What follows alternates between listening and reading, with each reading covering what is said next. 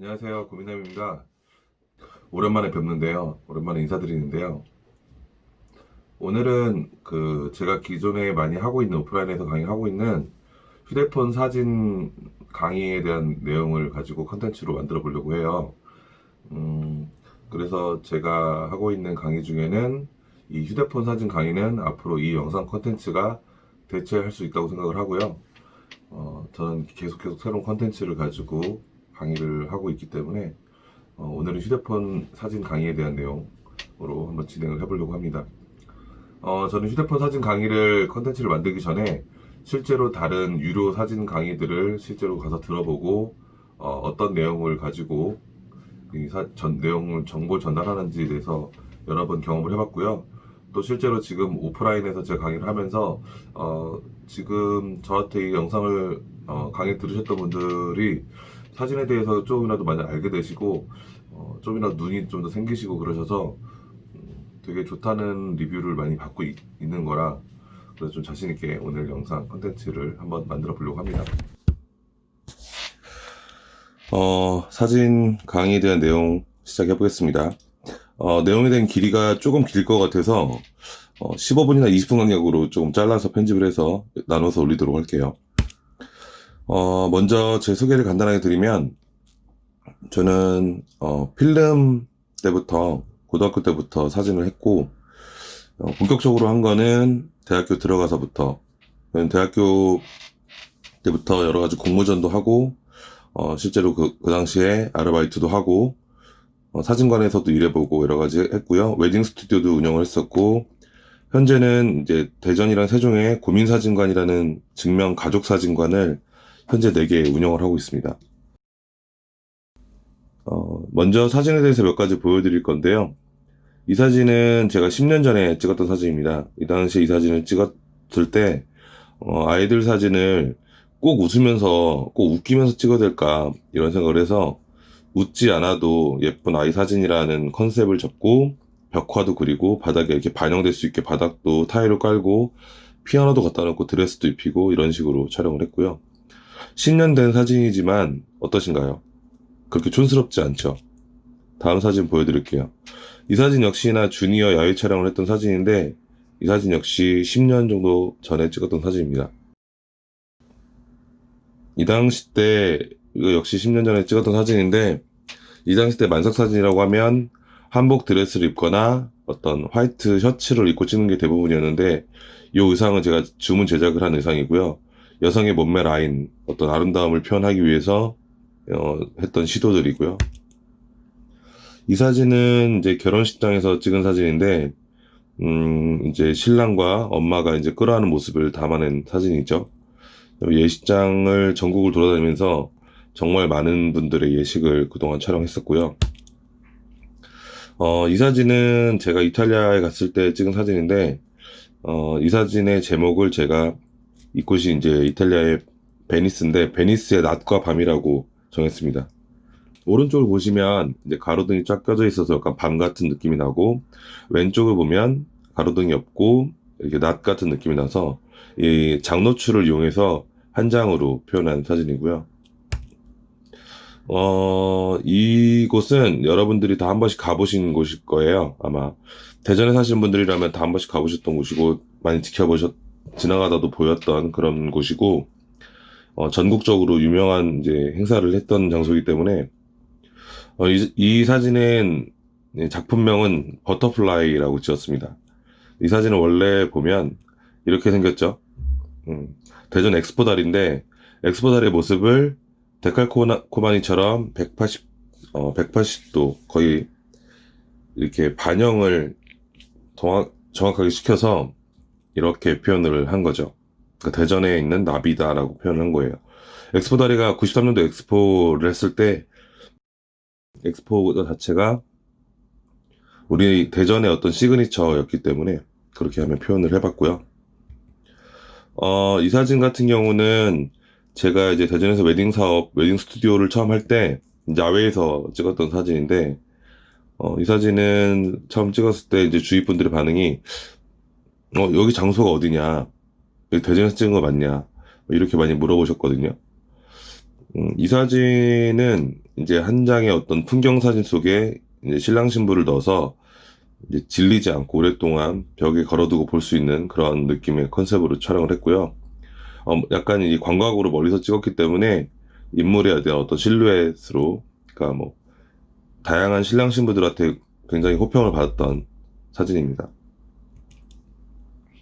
이 사진 역시 이제 웨딩 사진인데, 이 사진 자세히 보시면 이제 우리가 사진을 찍을 때 눈과 비와 바람, 구름 이런 것들이 좀 표현하기 어렵죠. 특히 눈 같은 경우도 우리 눈에 잘 보이지만 사진을 찍었을 때는 제대로 표현이 잘 안 되는 경우가 많거든요. 근데 이 사진은 이제 그런 눈을 표현한 거고요. 우산 속에 조명이 하나 들어가 있고, 저 피사체 뒤쪽에 보면 조명이 하나 더 켜져 있죠. 사진을 보면서 이렇게 그림자를 보는 연습을 하셔야 되는데, 그림자가 있다는 건 그 반대편에 분명히 광원이 있다는 겁니다. 빛이 있다는 거죠. 그래서 이 사진 같은 경우도 굉장히 좀 희소한, 촬영하는 기법도 쉽지 않지만 좀 가치 있는 그런 사진이라고 말씀드릴 수 있을 것 같고요. 이 사진 역시 이제 오래전에 찍은 사진인데, 이제 벚꽃이죠. 배경이 벚꽃이라, 벚꽃은 1년 중에 이제 기로야 촬영을 할 수 있는 날짜가 20일밖에 없기 때문에 그만큼 희소한 사진 중에 하나고, 이 보이는 어떤 벤치는 동일한 물체의 어떤 반복이 되기 때문에 공간감을 만들어줍니다. 이 사진은 이제 그냥 바닷가에 가서 제가 찍었던 갈매기 사진인데, 그 당시 때는 그래도 갈매기를 되게 잘 잡았다라고 생각했는데, 지금 보면 그렇게 특별하게 잘 찍은 사진은 아닌 것 같아요. 근데 갈매기를 약간 독수리처럼 매처럼 표현하려고 했던 그런 모습이고요.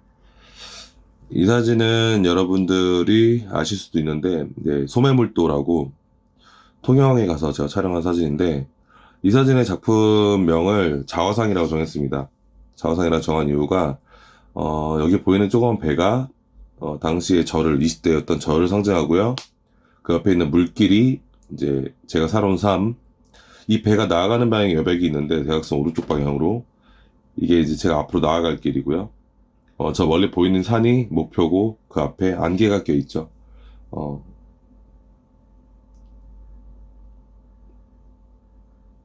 보이지 않는 미래를 뜻합니다.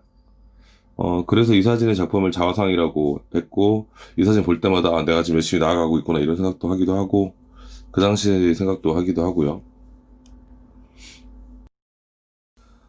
저는 아까 잠깐 말씀드렸지만 현재 대전에서 세종시에서 사진관을 4개를 운영을 하고 있고요.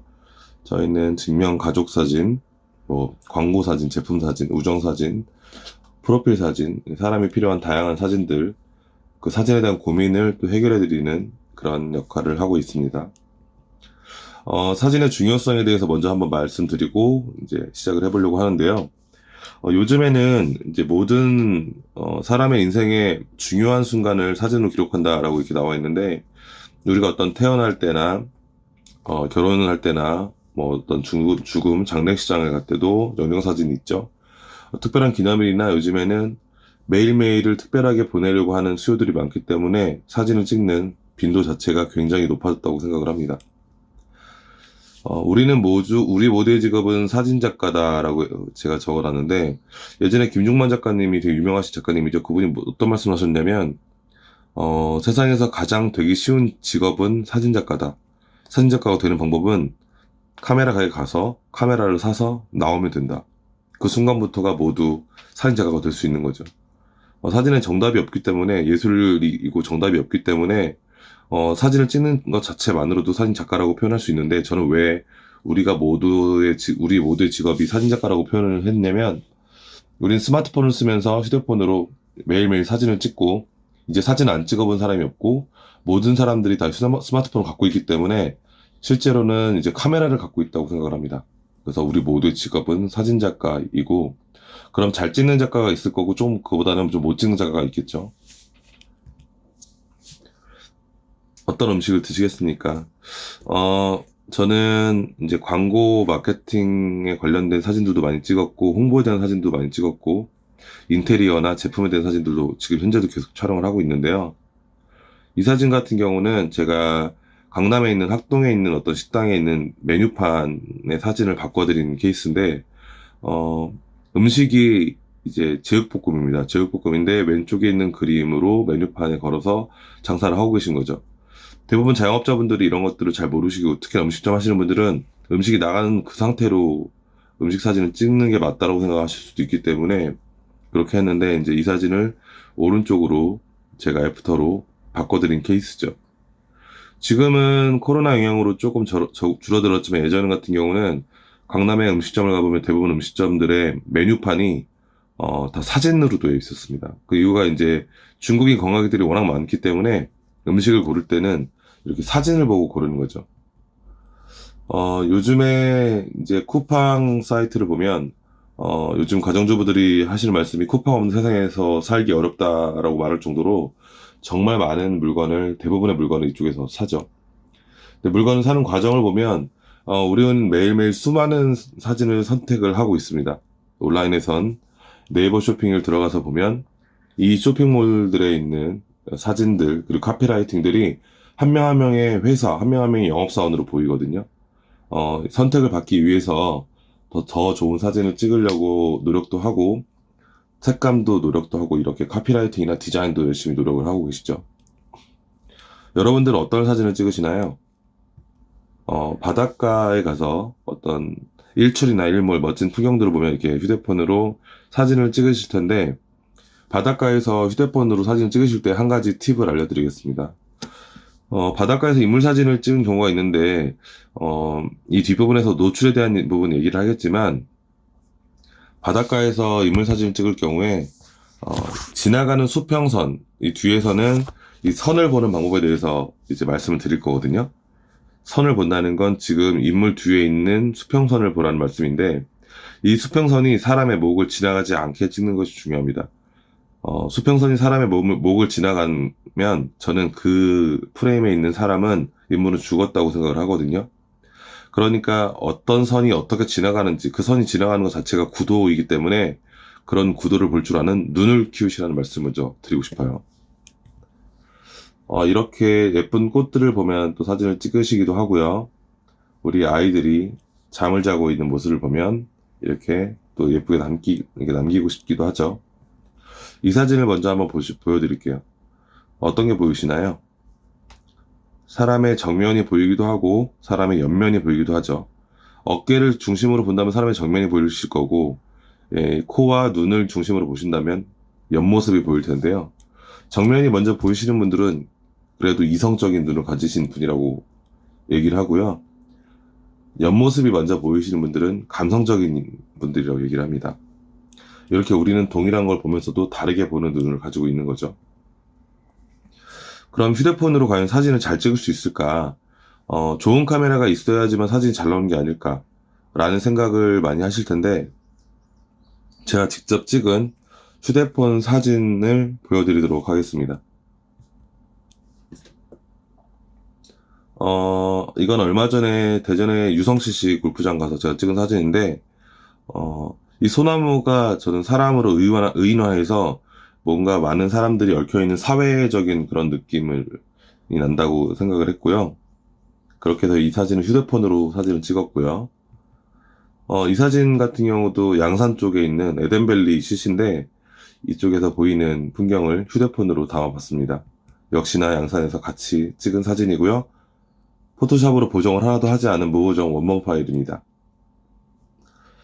이 사진 역시 제가 최근에 휴대폰으로 찍은 사진인데, 여기 어디냐면 저희 아파트 지하주차장 내려가는 그 계단이거든요. 근데 계단을 이렇게 오르다가 햇빛이 쫙 떨어지면서 위에 어떤 나뭇잎의 어떤 그림자들이 밑에 있는 나무와 연결되는 느낌이라서 느낌이 좋아서 한번 찍어봤고요. 이 사진 같은 경우도 제가, 이 사진은 LG 휴대폰의 G3라는 모델이 있었는데 그 모델로 촬영한 사진인데, 이 사진을 실제로 굉장히 큰 액자로 제작을 해봤는데, 그렇게 제작해도 될 정도로 굉장히 휴대폰 카메라의 화질이 상당히 좋아졌다고 생각을 하고요. 이 사진을 찍었을 때 이게 과연 진짜 휴대폰으로 찍은 게 맞냐라고 질문도 많이 받았고, 이 사진을 되게 많이 호평을 받았던 사진입니다. 이 사진 역시나 휴대폰으로 찍은 사진이죠. 멋진 풍경을 찍었죠. 저는 지금 최근에 휴대폰을 갤럭시 S20 울트라 모델 샀는데요. 저 같은 경우는 휴대폰을 제가 판매하는 제 지인 중에 도매를 하시는 분이 계셔서 좀 휴대폰을 할부로 사지 않습니다. 현금으로 삽니다. 예전에 갤럭시 S8 같은 경우가 다른 분들이 97만 원에 샀을 때 저는 20만 원에 샀거든요. 그래서 뭐 휴대폰 같은 경우 대전에 계신 분들 같은 경우는 휴대폰 혹시 이제 어떻게 사신 그런 정보를 얻고 싶으신 분들은 뭐 댓글 남겨주시면 제가 그에 대한 정보를 드리도록 하겠습니다. 먼저 휴대폰 카메라의 원리를 살펴볼 건데요. 휴대폰 카메라를 보면 예전에는 전면에는 카메라가 없었습니다. 휴대폰 카메라의 전면에 카메라가 왜 생겼을까요? 셀카를 찍기 위해서? 맞습니다. 셀카를 찍기 위해서도 맞지만 영상통화를 하기 위해서 생겼습니다. 그래서 이 휴대폰 카메라의 앞면과 후면의 렌즈와 이 용량을 비교해보면 뒷면 카메라가 훨씬 더 화질도 좋고, 지금 최근에 나오는 카메라들 같은 경우, 휴대폰 같은 경우는 뒷면에는 카메라가 여러 개 달려있지만 앞면에는 단 하나가 달려있고요. 렌즈 모양도 자세히 보시면 다릅니다. 화질도 다르고. 그렇기 때문에 첫 번째로 휴대폰 사진 찍으실 때는 최대한 뒷면에 있는 카메라로 찍으셔야 된다고 말씀드리고요. 그리고 또 한 가지 말씀드리고 싶은 게 이제 여러 가지들이 있겠지만 휴대폰을 사용하시면서 대부분의 많은 분들이 사진을 정말 많이 찍으시지만 데이터 관리를 제대로 못 하시기 때문에 휴대폰이 사진이 계속 늘어가고 영상이 늘어가면서 휴대폰이 정말 느려져요. 그런 느려진 경우가 굉장히 많은데 꼭 SD카드를 사셔서 카메라에 넣으셔서 SD카드로 저장 위치를 만들어 놓으시기 바랍니다. 그렇게 해놓으면 사진을 정기적으로 SD 메모리를 빼서 컴퓨터에 백업도 할 수 있고 휴대폰도 느려지는 것을 좀 방지할 수 있거든요. 그리고 지금 이 화면 오른쪽 위에 보면 대상 추적 AF라고 보이는데 여기서 말하는 AF는 이제 오토포커스를 말합니다. 자동 초점이라는 얘기고요. 이거에 대한 반대말은 MF, 매뉴얼 포커스입니다. 이런 기본적인 용어를 제가 나오는 대로 하나씩 알려드리도록 할게요. 지금부터 휴대폰 사진을 잘 찍는 방법 5가지를 말씀드릴 건데요. 내용이 너무 좀 길죠. 그래서 2편에서 마감을 하고 다음 편으로 연결해서 진행을 하도록 하겠습니다. 다음 시간에 바로 조만간에 올려드리도록 하겠습니다.